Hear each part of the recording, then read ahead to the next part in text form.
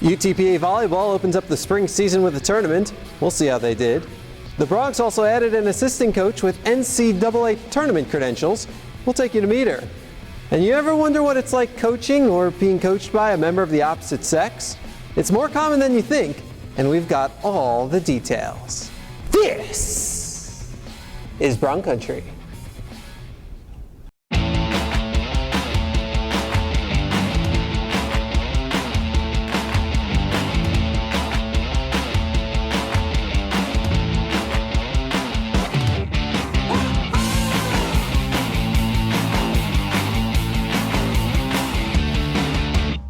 Welcome to Bronc Country. I'm Jonah Goldberg. The University of Texas Pan American Volleyball team finished up its last season in November. When the semester started back up, the Broncs started practicing every morning. Now, with the semester winding down, the Broncs are getting the opportunity to put some of the things that they've learned into practice in real match conditions. Broncs hosting 4 teams at a tournament at the UTPA Fieldhouse. First up, Universidad Autónoma de Nuevo León. Opening set, tied at 8, not anymore. Maria Clifo comes up with the kill, Broncs up 1. A little later on, Broncs up 2, make it 3. Macy Singleton with the ace. That's going to be a theme for her, Broncs up 19-16. UANL rallies back to get set point, but Clifo having none of that. Ties the set at 25. Next serve, look who's back on the court, De'Ara Reynolds. Gives the Broncs set point, but Nuevo León rallies to take the first set 28-26. On to the second set. Nuevo León up 9-3 out of the gate, but Anjanae Janda puts the Broncs on the comeback trail. A little later on, it's Reynolds, not once, but twice. What a return for Reynolds. Move ahead. Broncs down 18-17, and Haley Durham combines with Janda to tie the set. Next serve. Clifo, ace. Broncs up 19-18. Nuevo León gets the next 3, but Casey Sanchez responds. Ties the set at 20. Now it's tied at 21. Remember me? Senior Nicole Masaki making a spring cameo for the Broncs. Makes it 22-21, but Nuevo León takes the set 25-23 to sweep the match. Second match of the day. Broncs facing off against Coastal Bend College, and the first set was all Broncs. Corinne Acuff and Janda get the first point with a block. And then Durham and Sanchez with the block, 2-0 Broncs. Janda comes up with a kill, 3-1 Broncs. And then we're back to the block party. This one by Durham and Masaki, followed by Durham doing it by herself. Broncs up 5-1. Of course, Durham can really whip that arm too. Broncs up 6-1. And so can Sanchez. Broncs up 7-1. And then back to Durham. Broncs up 8-1, they take the set 25-10. The second set was tied early, Broncs down 4-2 early, but Janda comes up with the kill. And then Singleton serving up an ace. Set tied at 4. Broncs down 6-7. Now it's Masaki's turn. Ace! Set tied at 7. Next serve, Sanchez. Gives the Broncs an 8-7 lead. Move ahead. Broncs lead by 10 and have set point for Clifo. Broncs take the set 25-14 to sweep the match. After a lunch break, the Broncs facing Texas A&M Kingsville, and Sanchez had it working early. Broncs down 2-0, but Sanchez lets it fly not once, but twice. Set tied at 2. A little later on, Broncs down 8-7, and here's more proof that good things come in pairs. Back-to-back aces by Singleton, Broncs lead 9-8. Part of a 5-0 run for the Broncs, capped off by this Acuff and Masaki block, but the Broncs fall to the Javelinas 25-20. On to the second set, and the Broncs came galloping out of the gate. Janda with the kill, Clifo with a kill of her own, and then Janda and Clifo, they decide to work together. 6-1 Broncs. Late in the set, Durham, and that one is not coming back. 23-18 Broncs. Javelinas get the next 2, but Janda having none of that. It's set point. And that's when Reynolds delivers. Wraps up the set with a block, gives the Broncs a 25-20 win and a split of the match. Final match of the day involved UTPA and UT Brownsville. The first set seemed to always be tied. 7-7 here on this Cleefolk block. Cleefolk again, this time with a kill, set tied at 9. Reynolds with a kill of her own, set tied at 13. Later in the set, Durham and Jansen combine on the block, set tied at 19. But next serve, Durham combines with Sanchez on the block, Bronx lead by 1. And now it's set point for the Bronx, and Durham delivers. Bronx win 25-21. The second set also featured some early ties. Singleton with her millionth ace of the day ties the set at 5. Durham comes up with the kill, ties the set at 6. And then Acuff and Sanchez combine on the block, set tied at 8. But the Ocelots go on to win 25-15 to earn a split of the match. I think we did good things. Like, we still have a lot to learn from, but I think that for what we had played against, we did really good. And everybody was excited and encouraging each other, even if it was a bad game or a good game. So it was exciting. I think we did really well for not, being in spring and stuff and getting back into it, because we've been slowly kind of working our way up in practice and stuff. But we did good for a change of scenery, that's for sure. It's a work in progress. There were a lot of good things to take from today. There were some lulls and some ruts that we got into that were unfortunate and I wasn't too happy with. But all in all, to finish 500 was an okay start. Obviously I expected better. My standards are a little bit higher than that. But there's enough to take from today to build off of, and it. Basically practice for next week is planned with all the things that we saw we need to work on too. We learned different levels of competition. Like, there's a bottom level, so we need to know to keep our momentum instead of going down to their momentum. And it's each level, and so we have to learn to keep our level instead of their level. Right now in the spring, the different competition is good. It wasn't necessarily the goal, but the fact that they were 4 very different teams was good to see how we responded to each one of them. Ultimately, there were some consistent things that were good and bad for us, and so that's something to take from it as well. If one thing was a problem against one team, it's something that you prepare for if you find that type of team. But if there's a consistent issue or a consistent strong point across the board, then you can, 1, fix those, and 2, build off those. One of the positives as the Bronx saw in the match went beyond the results and to the return of De'Ara Reynolds. The outside hitter missed the second half of last season, but now appears to be good to go. It felt good. I was waiting this whole time, so I'm excited. I was excited to play. She still has a little rust to break off, but saw some nice spurts. The explosiveness is there, the arm is quick, and from everything she's saying, it feels good, and so that's a great sign for us. After the matches were complete, the Bronx still had about 1,000 serves to go in their inaugural Serv-A-Thon. The Bronx gathered donations over the weeks leading up to the event. Some were straight donations, others were amounts based on how many serves an individual student athlete or the entire team could make. For example, someone offering $1 per serve for Nausheen Merchant would have made a $98 donation to the UTPA volleyball team because she made 98 of her 100 serves. A lot of people actually came out and supported us with the Serv-A-Thon. I had about 6 or 7 pledges, and I made a good amount of money. I hit my goal of $500, so that was really great. A lot of people just did straight donations, but being able to do stuff like this is good for the program anytime we can raise money. If you were at the tournament or the Serv-A-Thon, you may have noticed someone new on the sidelines for the Bronx. Coming up on Bronc Country, we let you know about UTPA Volleyball's latest addition to the coaching staff. Brave and bold, silver and gold. We're on a mission. Aggie up. Bronc Country just got a whole lot bigger.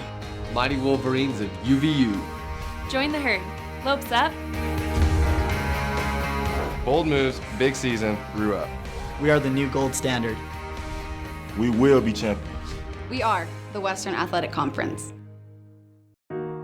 They are the dreamers and the promise of the future. They are the hope who will lead us to tomorrow. They are the givers who have the passion to serve. They are the visionaries who will celebrate discovery. They will make a difference. They will change South Texas.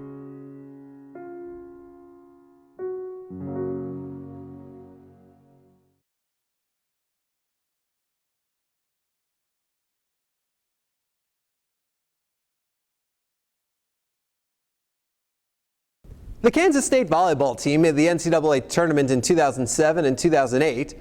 Their libero was someone named Lauren Mathewson. The Truman State volleyball team made the NCAA tournament in 2012. Their graduate assistant was someone named Lauren Mathewson. Flash forward to mid-March, and the University of Texas Pan American volleyball team hired a new assistant coach. Her name? Well, you know. Myra Gomez has the story. Missouri native Lauren Mathewson has recently been named the new assistant coach of the Bronx women's volleyball team. It already feels like home to me. Not only was it the enthusiasm that Coach Mathewson showed for this position, but also her technique that caught the attention of head coach Brian Yeo. Her ball control, obviously, her position and the success she had at her position. But it was really her personality and just some of the things that she did within the initial process of reaching out and showing her ultimate interest in the position that really got her here probably the quickest. Coach Mathewson began her college volleyball career as a student and athlete at Kansas State University, and since then, her passion for coaching volleyball developed. I love the opportunity to work with young women and to be able to give them confidence and help them improve in both on the court and off the court.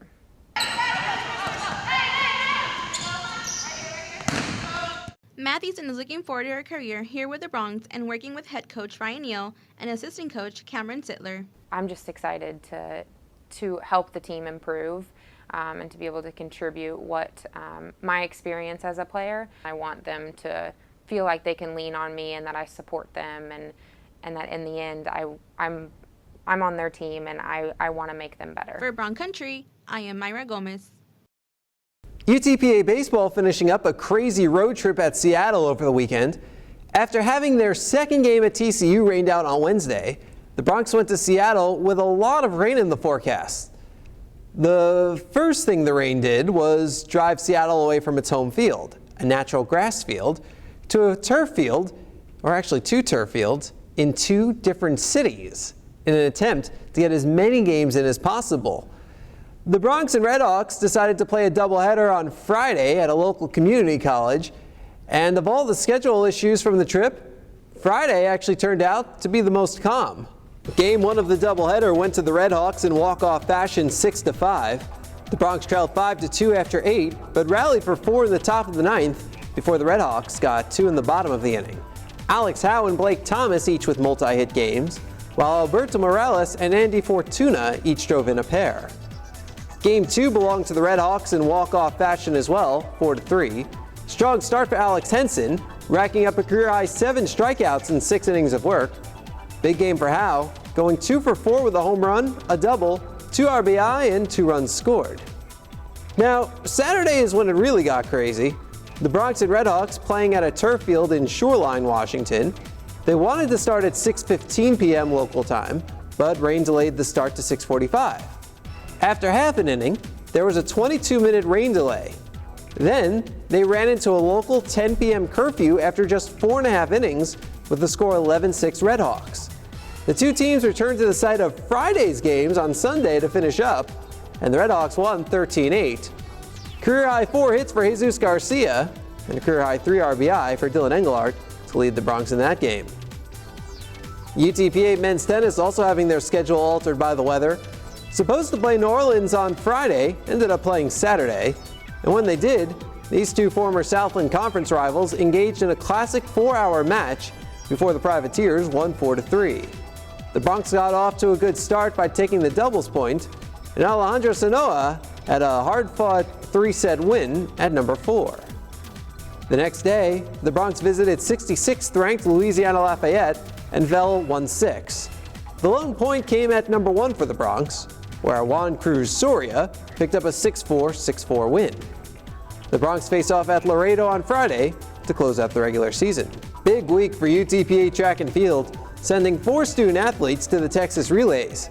Deandra Barroso, Javier Cartero, and Martin Case had their best performances of their careers, and they did so on the biggest stage, as Cartero threw the hammer 56.65 meters, and Barroso finished the 400-meter hurdles in 101.76. Kays closed out the competition with a 4:05 14-mile run, his best ever outdoor mark. Now the rest of the team was taking part at the Bobcat Invite over at Texas State, notching 18 top 10 finishes. One of those belonged to Carretero. After his career best hammer throw at the Texas Relays on Thursday, he came down to Texas State on Friday and shattered his own mark, coming in at 59.40, the second best mark in program history. The men's golf team made the trip to Louisiana Monroe on Monday and Tuesday for the Wallace-Jones Invitational. One more spring event for the Broncs as they take part in the Wyoming Cowboy Classic next week in Phoenix as their final tune-up before the WAC Championships. Women's golf also on the road, playing in their final tournament before the WAC Championships up at the Husky Invitational, hosted by Houston Baptist. 3 weeks until the Broncs head to Mesa, Arizona to compete for the auto bid into the NCAA Championships. It's becoming more and more common. Men coaching women, women coaching men. Coming up on Bronc Country, we talk to Broncs coaches who have coached both men and women to see if there's a difference.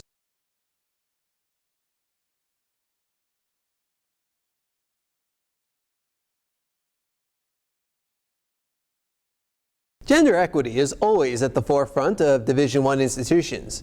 It's usually in the vein of the number of opportunities available to male and female student athletes. It extends to coaching too, but not in the way you might think. Vince Erickson has more.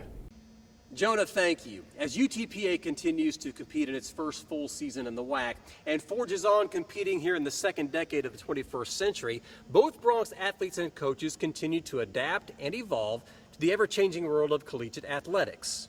You probably already know that. What you may not know is that part of that evolution, at least for the coaches, is the ever-increasing incidence of coaching both male and female athletes. In particular, male coaches coaching female athletes, and even female coaches coaching male athletes. Now you can find two examples of that right here on the sidelines of the UTPA Fieldhouse. Here on the links, leading Broncs golf. And you'll see it soon here when Broncs soccer gets it kicking in August. And right now, as track and field amps up its early season. Sit. Come. As the Broncs head coaches who work with student athletes of the opposite gender will tell you, it's just part of the job. I think it's part of just the psychology of it, which is understanding that you have to address people as a whole. You have to address them as individuals and figure out what works best for each of those respects. When you're talking to the whole group, when you're talking to an individual, when you actually line up and when you add up the points, it's separate. But we really try to push the whole team environment, the men's and women's. It's the program itself. Don't separate it based on the genders. I've coached both men and women. I've coached men at the highest level, the national team level. I've coached women at the Division I level and Division II level, at the college level. The demands are the same. The approach is just different. So it's not that much different one from another, part of the sport and what we demand from the sport. But sometimes how we approach people on a group and individual basis, that varies. There's a lot of us in the profession right now that are coaching, this gender. Coaching girls isn't necessarily a whole lot different than coaching guys. The game, volleyball-wise, it's the game is a little different.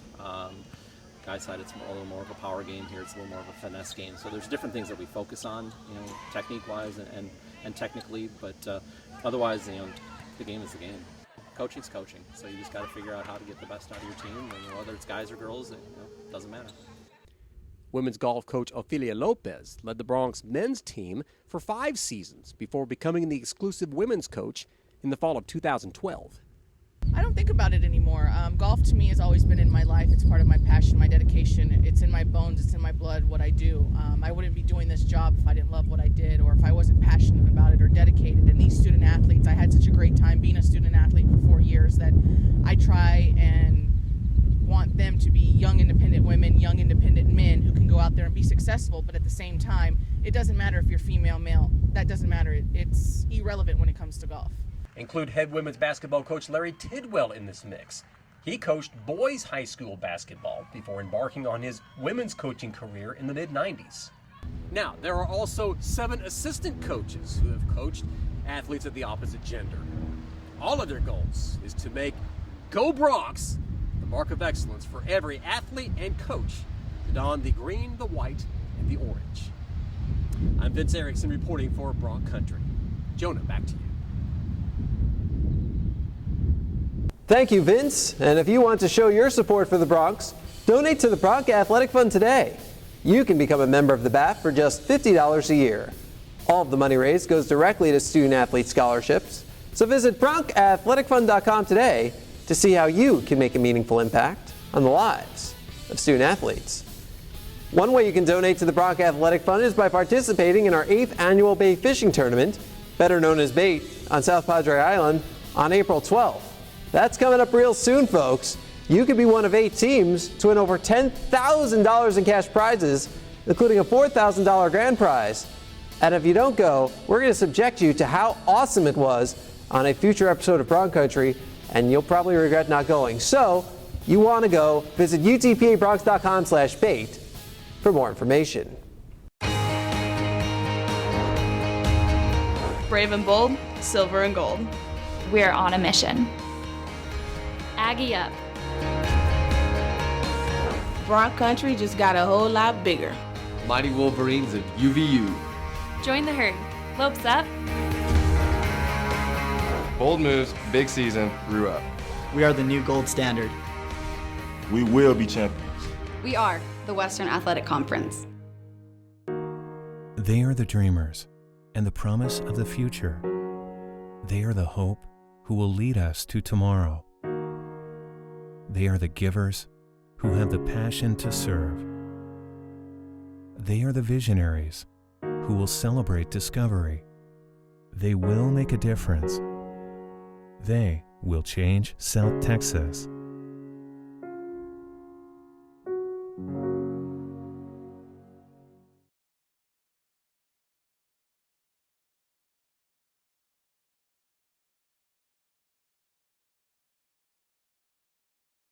Here's what's coming up for the Broncs.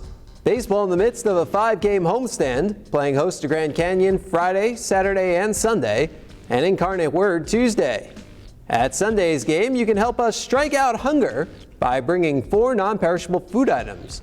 We'll give the food to the Food Bank RGV, and we'll give you a free ticket to the game. You can do this for as many people as you have in your party. So if you bring 8 non-perishable food items, for example, we'll bring you 2 tickets. Men's tennis closes out the regular season at Laredo on Friday, track and field in Corpus Christi, and volleyball at a tournament in Houston on Saturday. And the men's golf team takes part in Wyoming's event in Phoenix, Monday and Tuesday. We want to thank you for stamping your passport in Bronc Country this week. Schedule another visit for next week. But until then,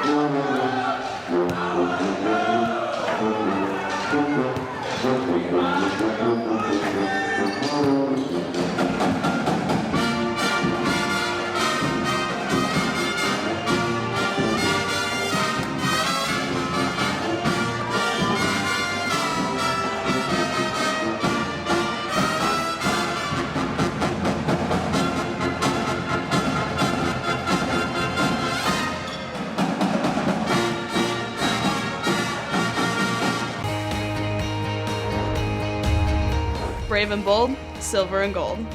We're on a mission. Aggie up. Bronc Country just got a whole lot bigger. Mighty Wolverines of UVU. Join the herd. Lopes up. Bold moves, big season, grew up. We are the new gold standard. We will be champions. We are the Western Athletic Conference. They are the dreamers and the promise of the future. They are the hope who will lead us to tomorrow. They are the givers who have the passion to serve. They are the visionaries who will celebrate discovery. They will make a difference. They will change South Texas.